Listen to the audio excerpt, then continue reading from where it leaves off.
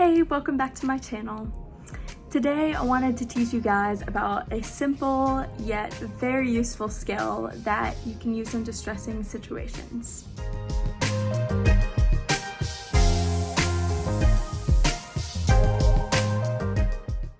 If you're using this DBT handbook, it's in the distress tolerance section if you want to follow along there. I suffer from misophonia, so having certain coping skills on the ready can really help me when I'm in distressing situations. Sometimes when you're experiencing extreme distress and discomfort from a certain trigger noise, you're going to want to turn to unhealthy coping mechanisms and possibly get destructive. For example, some people with misophonia find it really annoying when people crinkle bags of chips. And you really, in the moment, just want to scream at them or glare at them and run out of the room. But you don't want to do that. Instead, you could try self-soothing with the 6 senses method. When you find yourself in a distressing situation or environment, you can start by looking at your 6 senses, or your 5 senses plus movement. So the first of the 5 senses would be vision. So for this, it could be as simple as watching a movie or people watching YouTubes, counting if you're in the moment. For me, my go-to would be not really vision, but thinking about my favorite memory and trying to put myself there instead of being in the moment and having that big distraction of that chip bag. The second sense you can go to is hearing. So the obvious would be to play your favorite songs or podcasts. Sometimes you could play the song that you love over and over again to get the same feelings out of that song. Also, singing or playing an instrument would definitely fall under this category. And for me personally, for hearing, I like to listen to country music, and so usually you can find me in a distressing situation listening to my songs on my AirPods, or just any distraction in that hearing category. Okay, number 3 is smell. So smell is definitely my favorite because I love that certain smells are attached to certain memories. My go-to for smell would be lighting up some candles or using my humidifier and putting different smells in it. If you also tend to associate certain smells with emotions, this is probably the best tactic for you. It could be as simple as baking cookies with a great smell. You might use good smelling hair products or lotions and soaps.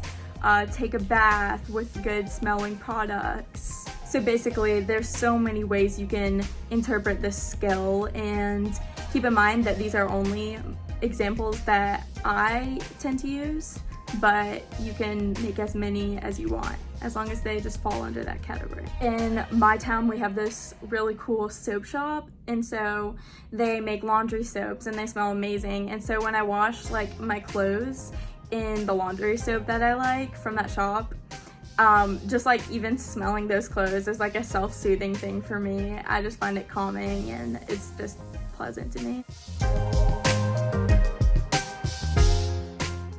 Okay, so now for most people's favorite one would be taste. Because it doesn't compare, eating your favorite foods doesn't compare to any of the other categories. So for this category, it can be anything from eating your favorite candies and sweets to drinking hot soup. Personally, my favorite is drinking warm milk or tea. Another thing that people might do would be to eat something or drink something really shocking, like putting an ice cube in your mouth. That's a common one that I've heard from my counselor. Having something shocking like that in your system can really distract from those distressing noises. So the taste category can be really helpful because if you are in one of those distressing situations and you're really just focusing on how good that comfort food is or how it feels in your mouth, whatever, it can be really distracting from whatever is actually bothering you.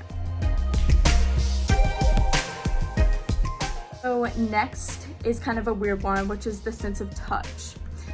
So some examples for this could be taking a warm bath and feeling the water on your skin, or a shower, or even playing with your pets, which is kind of a weird one.